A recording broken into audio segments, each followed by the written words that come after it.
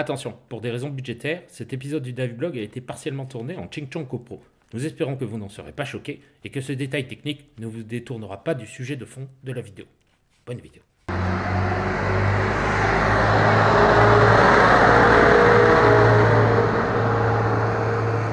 Donc en fait la dernière fois on a emmené un guide et c'est un jeune qui fait son dive master et ce qui s'est passé c'est qu'à un moment on a dû tirer l'appât pour le ramener vers les gens qui faisaient la cage et le mec s'en est même pas rendu compte. C'est le petit blond là-bas, vas-y filme-le. Top, come back here. Et du coup il est resté comme un con à 15-20 mètres avec une meuf et des poteaux basses parce qu'en fait ils étaient trop en train de kiffer la plongée. Moi j'ai dû me farder les 3 personnes à remonter, donc dont une qui était plus ou moins en train de se noyer à la surface et un qui était pas bien. J'ai dû remonter tout le monde sur le bateau et rejeter tout le monde à l'appât. Mais ce mec qui est censé s'entraîner à être dive master, c'était plus un mec qui m'a ralenti et qui m'a énervé sous l'eau et que j'aurais voulu frapper qu'autre chose. Donc du coup aujourd'hui on va essayer de lui donner le briefing et de lui faire comprendre à quel point ça peut être dangereux ce qu'il fait. Enfin, c'est pas vraiment dangereux parce qu'on est là, mais il remplit pas sa tâche quoi. Il nous ralentit plus qu'il nous aide à gérer et à assurer du confort pour les gens. Voilà, c'est tout. You wanna say moteur action? Moteur, action. Ce jeune homme à l'orteil abîmé est un jeune dive master en formation, à qui nous essayons d'apprendre les requins. Lui, c'est Xander, son fidèle acolyte, et voici Ray, leur monitrice. Les requins ne sont normalement pas au programme, mais comme nous avons la chance de faire des plongées à pas, nous testons toujours nos dive masters sur ce genre de plongée, pour jauger leur esprit d'équipe. Mais vous ne savez sûrement pas ce qu'est un dive master. Le dive master au guide de palanquet est celui qui accompagne et guide les autres plongeurs sous l'eau. Il veille au bon déroulement de la plongée et devra, si besoin, aider les plongeurs en difficulté. Le dive master est un expert de la faune marine locale et saura trouver et montrer sans endommager le récif les espèces spécifiques au site de plongée qu'il pratique. Le dive master est tel le Saint-Bernard des mers. L'œil vif est toujours à l'affût, aucune ceinture mal serrée ou palme volante ne saura lui échapper. Il parviendra à rassurer le moins aisé des plongeurs et saura se montrer ferme si les instructions ne sont pas respectées, car cela saurait impacter la sécurité du groupe tout entier. Vous n'avez bientôt plus d'air, le dive master sera là. 15 minutes de palier à faire, pas de problème pour le dive master. Équipé de sa frite gonflable de sécurité, il sera là pour vous assister. Telle est la mission pour laquelle il a été formé et il l'exécutera quelles que soient les conditions. Cependant, l'encadrement d'une plongée requin en plein eau demande plus de savoir-faire, car du bon positionnement du groupe dépendront les chances de voir ou non un requin-tigre.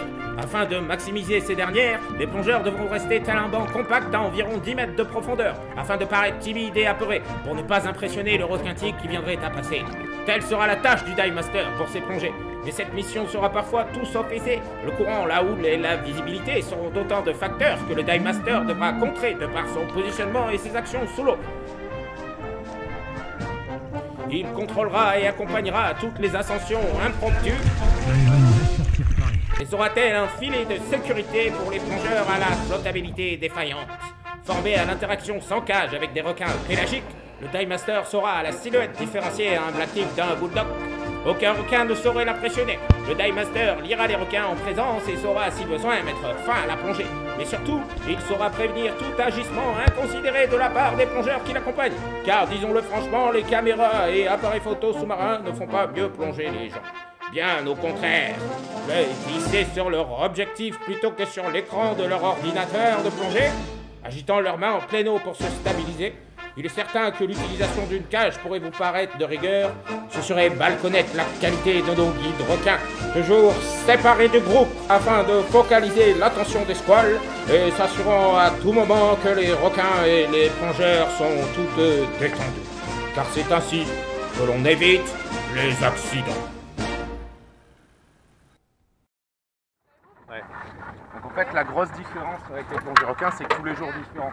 Aujourd'hui on a la chance d'être avec un ami à nous et c'est un bon opérateur requin, c'est-à-dire c'est pas quelqu'un qui utilise une cage, c'est quelqu'un qui fait de la plongée. Il va mettre un appât et il va emmener des plongeurs avec un plongeur qui est formé à interagir avec les requins sous l'eau. Et du coup, quand on n'a pas de cage, quand il n'y a pas de personnes qui font de la cage, on peut se permettre de rassembler les deux appâts. Et eux, comme ils sont 3 et nous on n'est pas beaucoup non plus, on va faire un double bait drum. Et ça va faire une plus grande scène autour de laquelle on va se répartir. Le problème certains autres jours, c'est que quand il y a des cages, les cages avec le courant de surface vont dériver plus vite que nous, nos bouées. Et en plus, les gens qui font des cages, ils passent leur temps à harasser les requins, donc ça les énerve. Voilà. Aujourd'hui, ça va être vraiment calme. Tu peux filmer les boylands qui sont ensemble. This is symbiotic. Xander will hand us some wedges.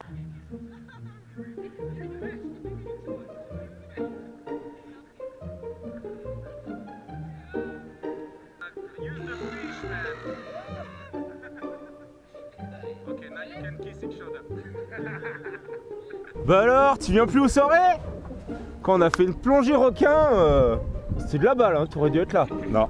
Ah, j'arriverai pas? Non. J'essaye. Ah bah.